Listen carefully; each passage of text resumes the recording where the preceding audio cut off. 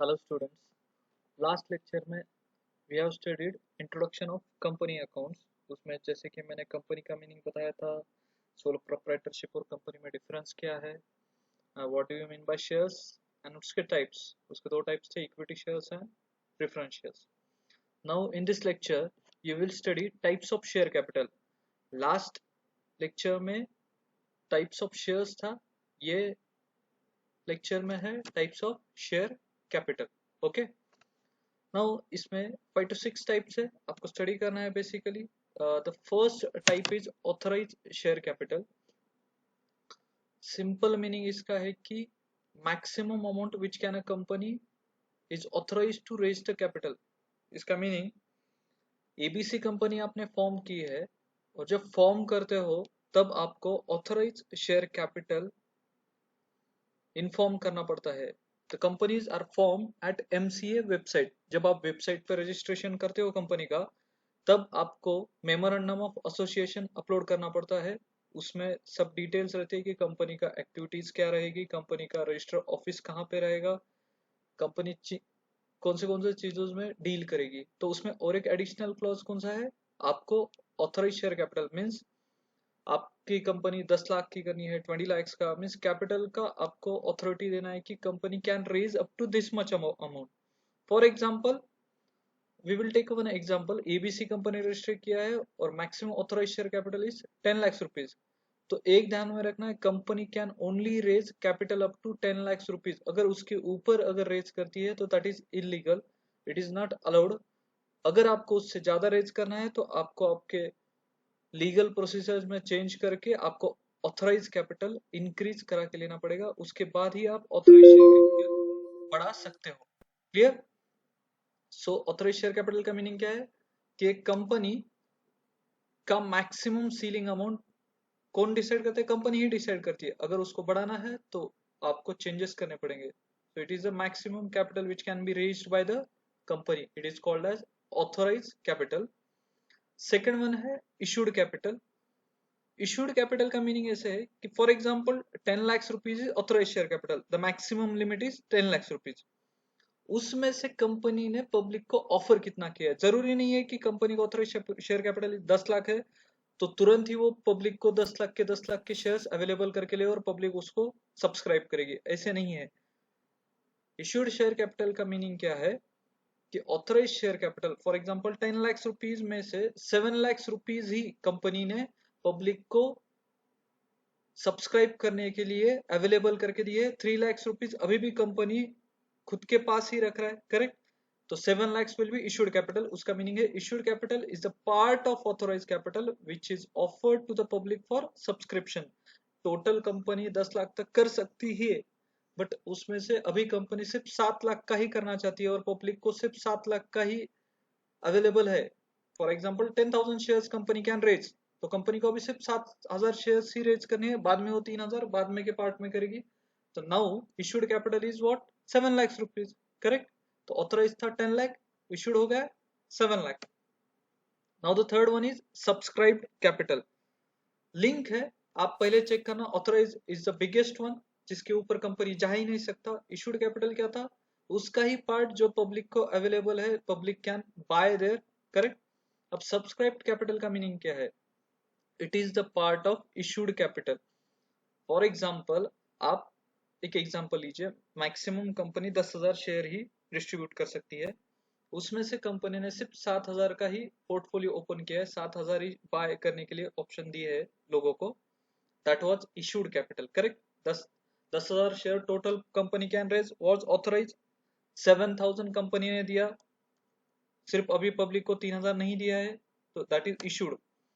अब ध्यान दीजिए, 7,000 कंपनी ने लोगों को ऑफर किया है, बट लोगों ने उसमें से सिर्फ 6,000 शेयर ही बाय किए, 1,000 शेयर्स के लिए कोई बायर आया ही नहीं। तो that is called as subscribed capital. Subscribed capital का मीनिंग क्या है, जितना भी कंपनी ने ऑफर किया था उसमें से एक्चुअल पब्लिक ने कितना लिया, सब्सक्राइब कितना किया, लिया मीन्स सब्सक्राइब कितना किया, that is your subscribe capital. और जो नहीं लिया दैट इज अनसब्सक्राइब कैपिटल। तो this is the link, correct? उसके बाद है कॉल्ड अप कैपिटल। अब 10,000 शेयर थे, उसमें से 7,000 ऑफर किए थे, 6,000 लोगों ने लिए, करेक्ट? अब 6000 we have allotted to them, 6000 अपन ने उनको अलॉट कर दिए, करेक्ट। अब कॉल्ड अप का मीनिंग क्या है? It is a part of subscribe capital which will actually called up from the share holders. 6000 shares दिए थे अपन ने, करेक्ट, 100 रुपीज का एक शेयर था, बट अभी कंपनी को इतने पैसे की जरूरत नहीं है, 100 रुपीज पर शेयर होल्डर से नहीं मंगाना चाहती company, only 70 rupees to be called. Company ने क्या डिसाइड किया? 6000 शेयर्स दे दिए लोगों को 100 रुपी ईच का, बट कंपनी को अभी 100 रुपीज हर शेयर होल्डर से चाहिए नहीं है, अभी जरूरत नहीं है, जब जरूरत होगा कंपनी ले लेंगी। तो अभी सिर्फ 70 रुपीज पर शेयर लेना है, तो that 70 rupees per share is called as called up capital. For example 10 lakh के शेयर्स थे, उसमें से 7 लाख आपने ऑफर किया था, 6 लाख का सब्सक्रिप्शन हुआ है, पर 6 लाख भी अभी कंपनी को नहीं चाहिए, सिर्फ 4 लाख चाहिए, तो that 4 lakh is called as called up capital. Clear? Now paid up capital. Paid up capital simple meaning है जितना भी कंपनी ने कॉल किया है उसमें से एक्चुअल लोगों ने कितना दिया है, करेक्ट। तो 6 लाख 5 लाख कॉल किए थे, 4 लाख कॉल किए थे, उसमें से 3 लाख ही दिए, that is called as paid up capital. Paid up means actually public ने पैसा दिया कितना है। 6000 लोगों ने शेयर्स तो लिए, पर 6000 शेयर्स के पूरे पैसे दिए क्या? नहीं दिए, जितने पैसे दिए that is called as paid up capital. Clear? Now will go by the example. एक एग्जांपल के थ्रू मैं आपको समझाता हूँ इसका मीनिंग। और एक क्या था? Reserve capital. ये एक समझ लो, रिजर्व कैपिटल का सिंपल मीनिंग है कैपिटल का ऐसा पार्ट जो कंपनी के वाइंडिंग अप के टाइम ही कॉल होगा, मींस कंपनी जब क्लोज होने वाली है तभी वो पार्ट कंपनी उसके शेयर होल्डर से डिमांड करेगी, that is called as reserve capital. Reserve capital का मीनिंग समझा?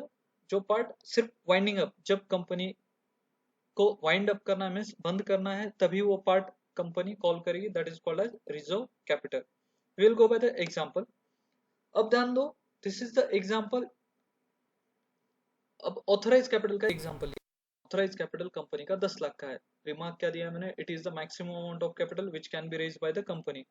ऑथराइज कैपिटल कैसे किया? 10,000 शेयर्स थे, 100 रुपए का एक शेयर, तो मैक्सिमम कैपिटल कितना हुआ कंपनी का? Only 10 lakh rupees, correct. उसमें से कंपनी ने क्या किया? 7,500 शेयर्स ही लोगों को ओपन किए हैं बाय करने के लिए, मीन्स 2,500 शेयर अभी भी कंपनी खुद के पास ही रखा है, तो 7,500 लोगों को बाय करने के लिए ओपन किया है, 100 रुपीज का ईच है, तो 7,50,000 के शेयर्स कंपनी ने इश्यू कर दिए, मीन्स पब्लिक को ऑफर दिया है। पब्लिक लेगी नहीं लेगी that's a different thing, but company has offered. एक बार अगर कंपनी ऑफर्ड किया that is the part of issued capital. It is the part of authorise capital available for public to buy the shares. अब आता है subscribe capital. अब ध्यान दो, 7,500 पब्लिक को ऑफर किए थे, बट पब्लिक ने लिया कितना? 6,000 के ही लिए, 1,500 के शेयर्स ही नहीं लिए, तो दैट 6,000 जो बाय किए उसको बोलोगे आप सब्सक्राइब कैपिटल। क्लियर? तो सब्सक्राइब कैपिटल क्या हुआ? जो ऑफर किए थे उसमें से बाय किया, दिस इज 6 लाख रुपीज का क्या हो गया आपका? Subscribe capital. Next one is called up capital. अब आप ध्यान दो, 6,000 शेयर पब्लिक ने लिए हैं, 100 रुपए का एक शेयर था, correct. Out of this 100 rupees share company has demanded only 60 rupees per share. कैसे? 6,000 रुपीज का शेयर, 6,000 शेयर दिए थे, सिर्फ 60 रुपए चाहिए कंपनी को, तो कंपनी अभी कितना मनी कॉल कर रहा है? सिर्फ मांग रहा है पब्लिक से 3,60,000, करेक्ट। तो it is the part of subscribe capital which is called by the company. 6,000 shares लोगों को दिए थे 100 रुपीज के, पर अभी सिर्फ 60 रुपीज पर शेयर कॉल किया है, तो 3,60,000 कॉल किया है, करेक्ट। अब पेड अप का मीनिंग क्या है? पैसा मांगा कितना था? 6,000 शेयर होल्डर से 60, तो 3,60,000 मांगे थे, बट हुआ क्या? आउट ऑफ 6,000 शेयर जो पब्लिक को दिए थे, 5,800 लोगों ने ही जितने पैसे मांगे थे उतने पे किए। 5,800 लोगों ने दिए 60 रुपीज, तो 3,48,000 मिल गए, तो that is paid up capital. Called up और पेड अप में डिफरेंस क्या है? कॉल्ड अप मीन्स कंपनी ने कॉल किया है इतने पैसे चाहिए, बट पेड अप का मीनिंग क्या है कि एक्चुअली लोगों ने पैसे दिए कितने, तो that is the paid up capital. ये सामने रिमार्क्स है, उस पर आपको ज्यादा क्लियर रहेगा। Authorise is the top most, इतना कंपनी रेज कर सकती है। इश्यूड का मीनिंग क्या है कि ऑफर किया है पब्लिक को, दैट इज इश्यूड। सब्सक्राइब का मीनिंग क्या है? जितना ऑफर किया था उसमें से लोगों ने लिया कितना। कॉल्ड अप का मीनिंग क्या है कि जो सब्सक्राइब किया है उसमें से कंपनी ने पैसे मांगे कितने हैं, और पेड अप मीन्स कितने लोगों ने दिए हैं। तो these are the types of share capital. Okay, now moving ahead. अभी मैंने आपको बताया कि लोगों को शेयर्स देने कैसे है, ये टाइप से आप ऑथराइज शेयर कैपिटल का बोला मीनिंग ये। अब basic procedure for public issue of shares, आपने सुना है नया कंपनी फॉर्म किया है, करेक्ट। अब लोगों को शेयर्स देने हैं, पर उसका भी एक प्रोसीजर है, वो प्रोसीजर मैं आपको बता रहा हूँ। वही प्रोसीजर में से आपको फॉलो करना पड़ेगा। अगर नहीं फॉलो किया तो securities exchange board of India, SEBI, ये आपके ऊपर वॉच रखेगी। अगर आपने कोई भी इलीगल एक्टिविटी किया तो सेबी विल ट्रैक यू और आपका पूरा कंपनी वो बंद कर सकता है। क्लियर। तो अब शेयर्स लोगों को देना है, पर कैसे करना है, उसकी स्टेप्स है, 4 स्टेप्स में मैंने सिंपली डिवाइड किया है। First, issue of prospectus.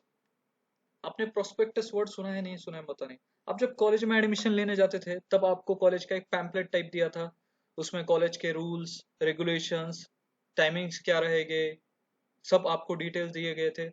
आप सिंपली उसको प्रोस्पेक्टस बोल सकते हो, करेक्ट। तो प्रोस्पेक्टस का मीनिंग क्या है, यहाँ पे मैंने बोला है prospectus provides complete information of the company. आपको पूरा कंपनी का इंफॉर्मेशन देना पड़ेगा, कंपनी कौन से गुड्स में डील करने वाली है। अगर कोई इन्वेस्टर को सिर्फ इलेक्ट्रॉनिक्स चीजों में इंटरेस्ट है, इलेक्ट्रॉनिक्स में जो डील करती है कंपनी उसमें अगर इन्वेस्ट करना है, या फिर एग्रीकल्चरल, तो वो क्या देखेगा, प्रोस्पेक्टस में देखेगा कि कौन से एक्टिविटी में वो कंपनी कंटिन्यू करने वाली है, तो उसका इंटरेस्ट देखेगा और इन्वेस्ट करेगा। तो number of shares to be offered to be public, prospectus में क्या क्या मेंशन चाहिए, उसके 3-4 एग्जांपल्स है कि कंपनी कितने नंबर के शेयर्स देने वाली है, 1 लाख देने वाली, शेयर्स कितने देने वाले, 10,000, 20,000, 1 लाख, करेक्ट। फेस वैल्यू क्या रहेगा, मीन्स मिनिमम अमाउंट वो शेयर का क्या रहेगा, 10 रुपीज है, 100 रुपीज है, या 1000 रुपीज है, फेस वैल्यू भी आपको देना है। फिर amount to be paid on application, for example होता कैसे, 100 रुपए का शेयर है तो नॉर्मली 10 रुपीज पर एप्लीकेशन लेंगे।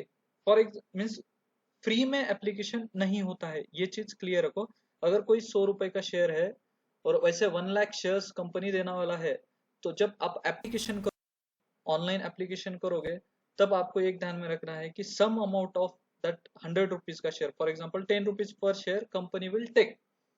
अब एक एग्जाम्पल देता हूँ, 100 रुपीज के शेयर थे, 1 लाख रुपए, 1 लाख शेयर देने थे कंपनी को, पर एप्लीकेशन आए 2 लाख लोगों के, तो what will company do, will do 1 lakh लोगों को फर्स्ट कम फर्स्ट सर्विस पे 1 लाख शेयर होल्डर्स को दे देगी और 1 लाख शेयर होल्डर्स को उनका पैसा रिफंड दे देगी। तो आपको एप्लीकेशन पे पैसे कितने देने हैं, फिर अलॉटमेंट पे कितने देने हैं। फॉर एग्जाम्पल एक बार एप्लीकेशन हो गया, अलॉटमेंट का मीनिंग क्या है कि आपको शेयर मिल गया, अब मिलने के बाद कितने पैसे देने हैं, और calls, these are the basic things prospectus में मेंशन चाहिए। तो सबसे पहले आपको प्रोस्पेक्टस इशू करना पड़ेगा जिसमें ये सारी डिटेल्स हो शेयर्स अलॉट करने के लिए। आप for example we are speaking from the angle of company, आपने कंपनी फॉर्म की और आपको शेयर्स इशू करने हैं, आपको पैसा जमा करना है, तो this procedure has to be followed, issue of prospectus. Second step क्या है, रिसीट ऑफ एप्लीकेशन। अब क्या होगा, जैसे ही आपने ऑन किया ऑफर, वैसे ही इंटरेस्टेड बायर्स क्या करेंगे, एप्लीकेशंस करेंगे शेयर्स के लिए। जरूरी नहीं है कि एप्लीकेशन किया तो आपको शेयर मिलेगा ही, अगर बहुत सारे एप्लीकेशन आए और शेयर्स का नंबर कम है तो आप यू मे रिसीव और you may not receive. Clear.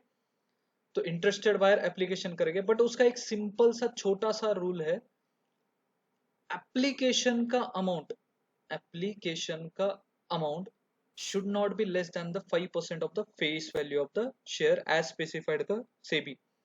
Means अगर 100 रुपीज का आपका शेयर है, 100 रुपए का शेयर है, तो एप्लीकेशन पे कंपनी को एटलीस्ट 5% मीन्स 5 रुपीज लेना जरूरी है, कंपनी उससे नीचे नहीं ले सकती। अगर कंपनी को शेयर्स लेना है तो एप्लीकेशन के time at least 5% of your face value, face value में 100 रुपए का अगर शेयर है तो उसका 5 रुपीज आपको लेना पड़ेगा, उसके नीचे it is not allowed. Clear.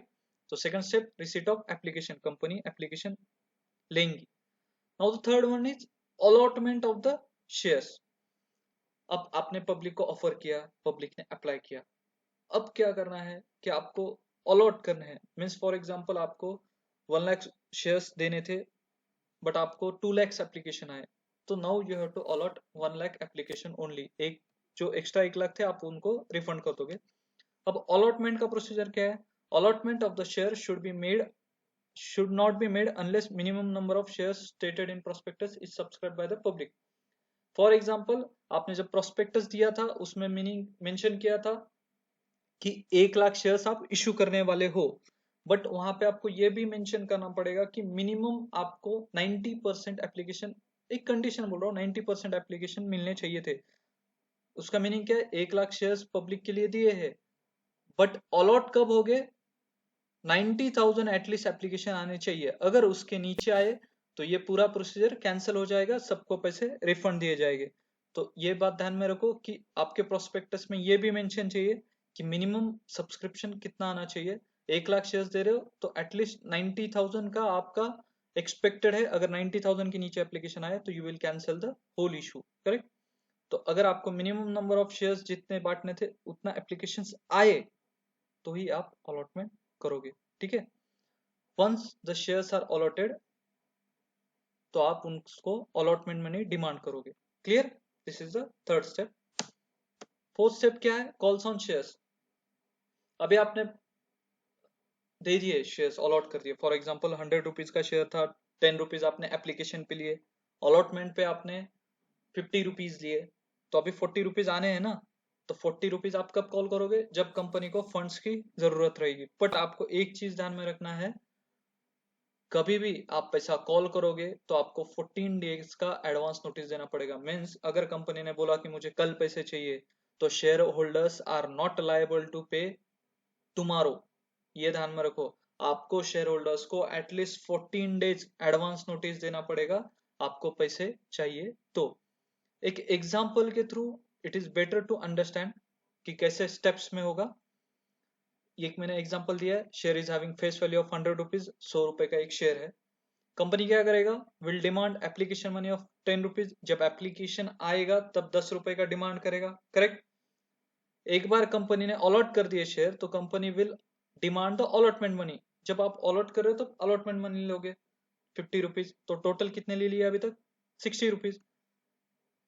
Company को थोड़ा सा फ्यूचर में पैसे की जरूरत गिरी तो अभी कितना आना बाकी है एक शेयर होल्डर से? 40 रुपीज। तो कंपनी कितने भी कॉल में डिमांड कर सकती है।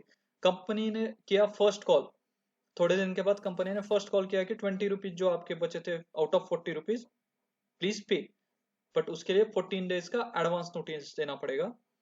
और लेटर ऑन कंपनी ने सेकंड कॉल में पैसे डिमांड किया 20 रुपीज, तो दैट इज एप्लीकेशन का 10, अलॉटमेंट पे 50 लिए, 60 हो गए। फिर फर्स्ट कॉल में 20 लिए और बाद में सेकंड कॉल में 20 लिए। तो ऐसे आप टोटल पैसे शेयर होल्डर से डिमांड कर सकते हो। तो दीज आर द 4 स्टेप्स, आप कंपनी से पैसे रेज कर सकते हो। कंपनी आपने इस्टेब्लिश की है और शेयर होल्डर से पैसे कैसे रेज कर सकते हो? आपको प्रोस्पेक्टस इशू करना पड़ेगा, फिर आप एप्लीकेशन रिसीव करोगे, उसके बाद अलॉटमेंट करोगे और उसके बाद कॉल्स डिमांड करोगे एज पर योर अंडरस्टैंडिंग। सिर्फ उसमें 2 बेसिक कंडीशंस क्या थी? एप्लीकेशन का amount should not be less than 5% of the face value, और आप जब कॉल लेना है तो आपको 14 डेज का एडवांस नोटिस देना ही पड़ेगा। ओके।